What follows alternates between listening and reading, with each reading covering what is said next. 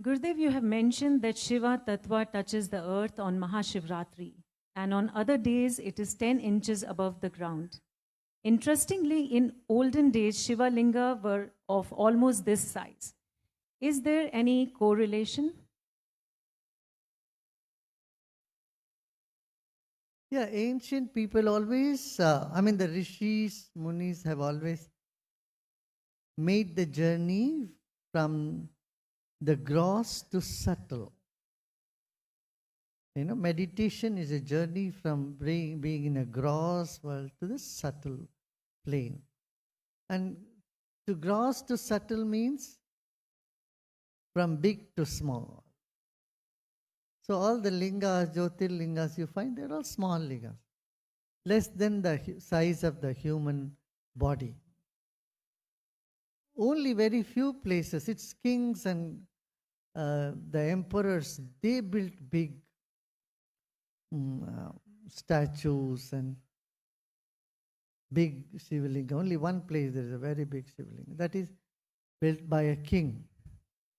So the kings always want to feel small. They can only feel small. The smallness the kings can only feel small when they see something much bigger than them.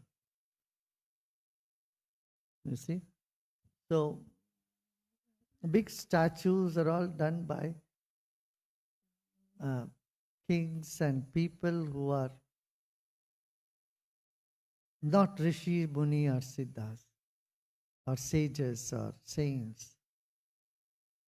It has its purpose, but mainly for a meditator, for someone on the spiritual path, you go from the form to the formless.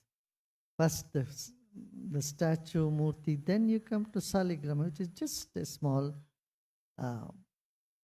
fossil, some, saligram, then subtle, then that is mantra, like that. Yeah. Gurudev, what is enlightenment? Is it a state of consciousness that can change or remains? The simplest form of ourself and being established in it. Yeah. Where you have unconditional love, where no misery touches you. That is there inside of you, that space. It's only getting rid of the extra marbles that you got it? Gurudev, women are instructed not to worship during their periods. Women should not light diya for 5 days, not even touch idols of god and goddesses. Why women should follow these rituals? As women, I feel left out and impure. Please guide. No. Nothing like that. They can do their meditation. You see, one woman, you take care of so much responsibility in a household. Once she starts the work, she doesn't stop. She doesn't get holidays. No Sundays. Sunday she becomes even more busier. Saturday, Sunday, more busier. More people come, guests come, and they get so busier. They used to work so hard the whole month. Either the religious work or social work. They keep working. So the ancient people, and especially when woman is in period, her body is much more delicate, mind is even more delicate. She's in a delicate state, so they relieved her of all other social and religious responsibilities. It is not pure or impure, just to keep her free from all social and religious obligations. So it's a rest well, 3 days you rest. So when you define the boundaries very strictly, then people also give her enough rest. Otherwise, they always are under pressure to to take care of the family, to take care of the food, to take care of all other things. So they said nothing you need to do, no washing clothes, no cooking, no serving, no puja, no, not even to do anything. You just relax. The 3 days of rest. Isn't that a good reason for women to take such good rest for 3 days? I feel it is, yeah. That is how the system was formed. Ancient days, okay, 3 days, let us give a full rest. You know, men don't work all days. They have their Saturdays, Sundays, they have all that. But women at home, not one day. They had to cook every day. They had to serve people every day. All the household job never stops. Cleaning, women clean their home every day. They had to do it. So when they take rest, it's a chance for men or other people to do that work. That's it. I think that was an intelligent thing in the past so that they can be given very good rest. Yeah. Gurudev, I'm 39 and I feel anxious about being single and not having a family. How to live in the present moment?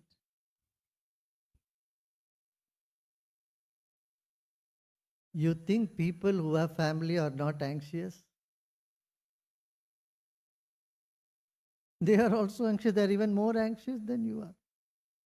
And you being anxious, you think you will get a partner?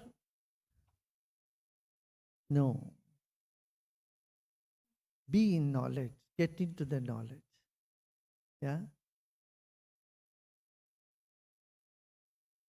If you are looking forward to support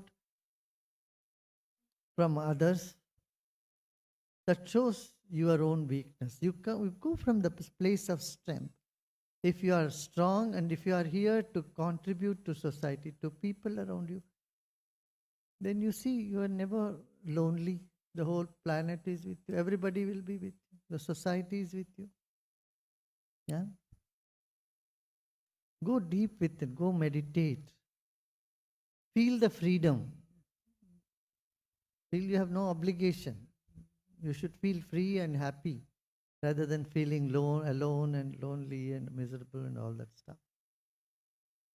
And the whole world is there to do seva. Get on to any seva project. Art of Living has put forth so many seva projects in front of you. Take any one of them.